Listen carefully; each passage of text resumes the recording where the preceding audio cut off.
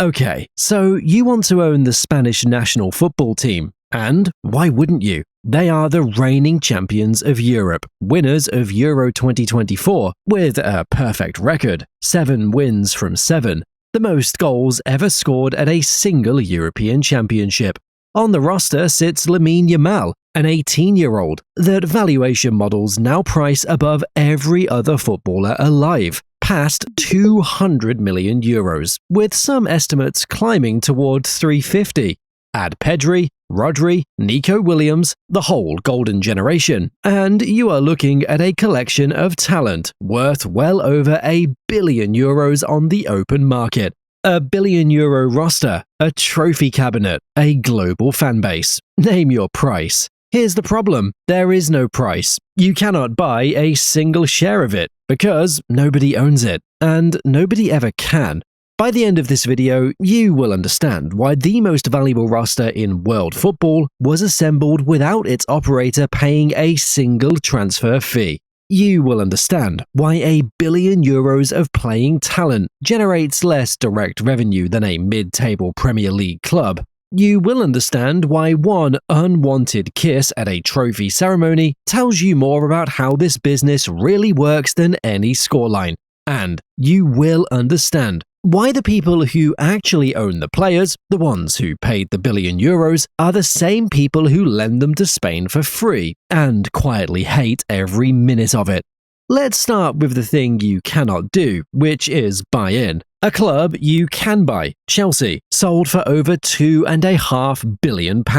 Even a piece of a club trades on stock exchanges, in private equity deals, in sovereign wealth funds shopping for trophies. A national team is a different category of object entirely. It is not a company. It has no shares, no equity, no owner in any sense a buyer could approach. It is operated by the Real Federación Española de Fútbol, the RFEF, a federation that exists under Spanish law and answers to FIFA and UEFA above it.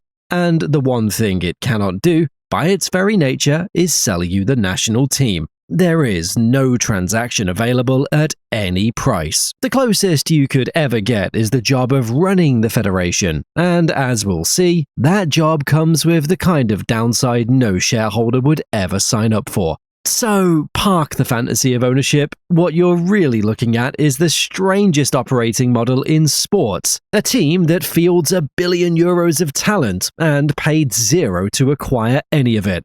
Because here is the mechanism that makes national football unlike any business we've covered. That Lamine Yamal, priced somewhere between 200 and 350 million euros, protected by a reported €1 billion release clause in his Barcelona contract, Spain didn't buy him. Spain will never buy him. Barcelona paid to develop him, pays his wages, carries the insurance, absorbs the risk if his knee gives out, and then several times a year, Barcelona hands him to the Spanish national team for nothing. For a week or two of international fixtures, and gets him back tired. Multiply that across the whole squad. Pedri, valued around 140 million, from Barcelona.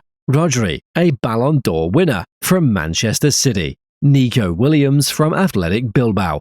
Every single player on Spain's €1 billion roster is an asset, owned, paid for, and insured by somebody else. The national team is the only elite football operation on earth that fields the most expensive talent in the world while carrying none of the cost of owning it. It doesn't buy players, it borrows them. And it doesn't develop them either.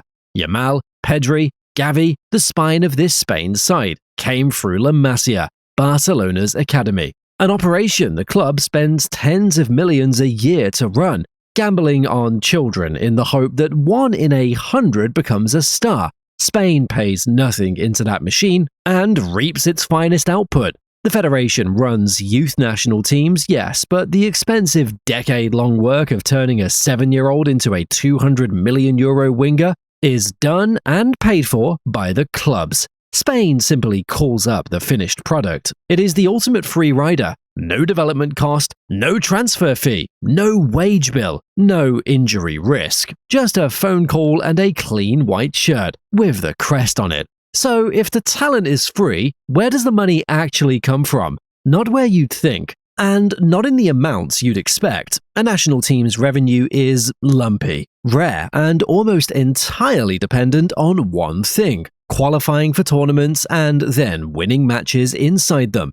When Spain won Euro 2024, UEFA paid out prize money on a fixed schedule, a participation fee of €9.25 million just for showing up, then €1 million for each group stage win, then escalating bonuses for each knockout round survived. Spain's perfect run banked the maximum, €28.25 million, the most any team could earn. That is the headline prize for being the best club on the continent. €28 million.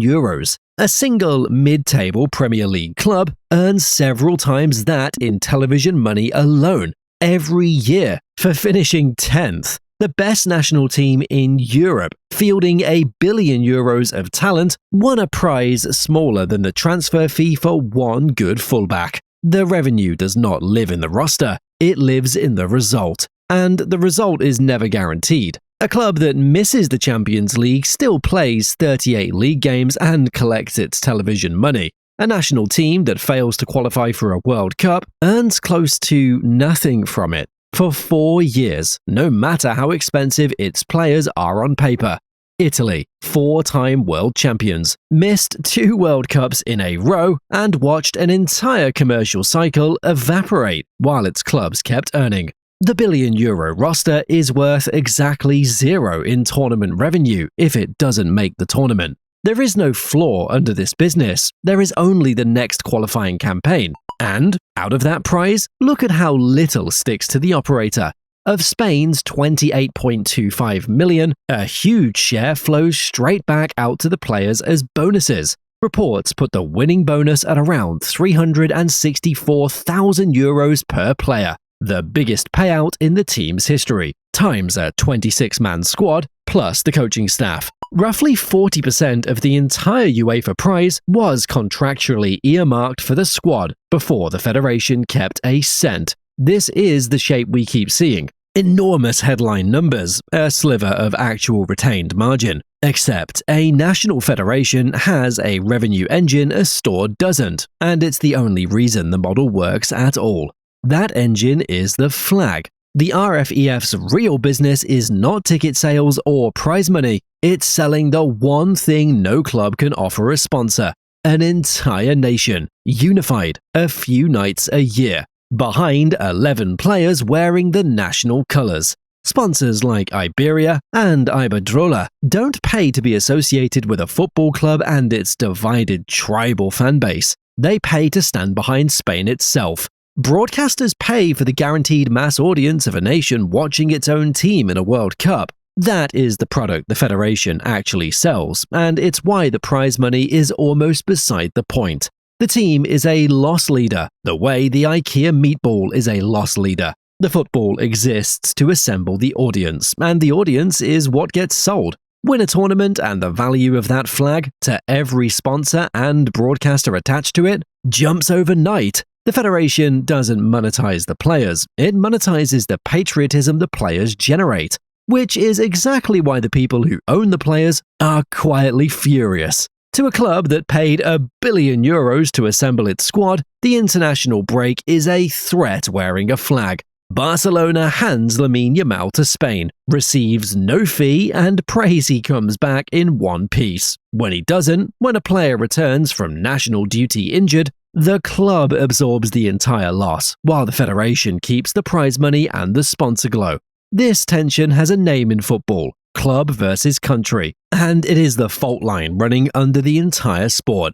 FIFA has been forced to run an insurance program to partially compensate clubs for players hurt on international duty, because the resentment got that real. So the national team's genius, borrowing the world's most expensive talent for free, is also its original sin. It's a business that runs entirely on assets it neither owns nor pays for, lent to it by partners who would, on a purely financial basis, rather it didn't exist. Now, the part that shows you who really holds the power, and it isn't on a balance sheet, it's a kiss. In August 2023, Spain's women won their first World Cup, and in the medal ceremony, the president of the RFEF, Luis Rubiales, grabbed the forward Jenny Hermoso and kissed her on the mouth without her consent on live television in front of the planet. What followed was not a sports scandal, it was a reckoning. Rubiales was convicted of sexual assault by a Spanish court, fined, and had the conviction upheld on appeal.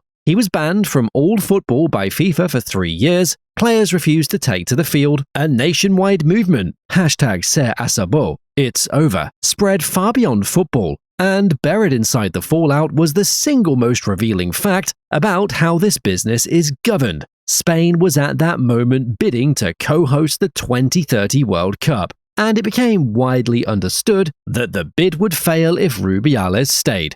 He resigned. Sit with what that means. The federation's own prize money couldn't discipline him. Its sponsors' outrage couldn't force him out on its own. What finally moved him was the threat to a tournament controlled by FIFA, the body above the federation. The RFEF doesn't sit at the top of this business, it sits in the middle, holding €1 billion of players it doesn't own. Chasing prize money it mostly pays out, at the mercy of a global governing body that can make or break it with the awarding of a single tournament. And that dependency is the whole risk. Spain will co-host the 2030 World Cup, the crown jewel, the single largest revenue and prestige event this federation will ever touch, and it exists entirely at FIFA's pleasure. A national team's fortunes swing on things no operator controls. Whether a golden generation happens to arrive at the same time, whether they qualify, whether a governing body 4 levels up smiles on you. Spain right now is at the absolute peak. Euro champions, the most valuable teenager in history in the shirt, a home World Cup coming. But the golden generation ages. Yamal will one day cost his club a fortune to keep and give Spain nothing back for it. The prize money stays flat.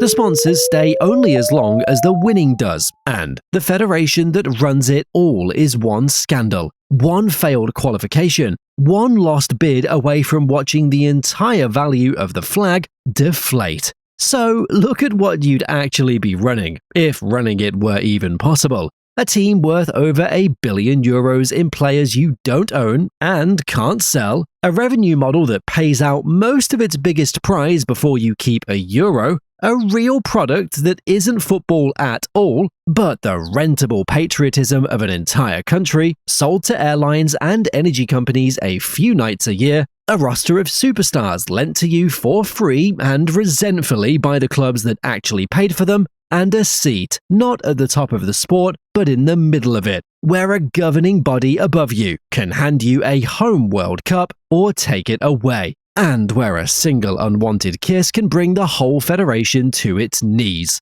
The Spanish national team is the reigning champion of Europe, the owner of the most valuable roster on the planet, and one of the only €1 billion sporting assets on Earth that generates no equity, carries no acquisition cost, retains almost none of its prize money, and cannot be bought by anyone, at any price, ever. The players are borrowed, the prize is a rounding error, the flag is the only thing actually for sale, and whether that flag is worth a fortune or worth nothing at all depends entirely on a scoreboard, a golden generation's knees, and the goodwill of the men, one level up, who decide where the World Cup goes. You decide.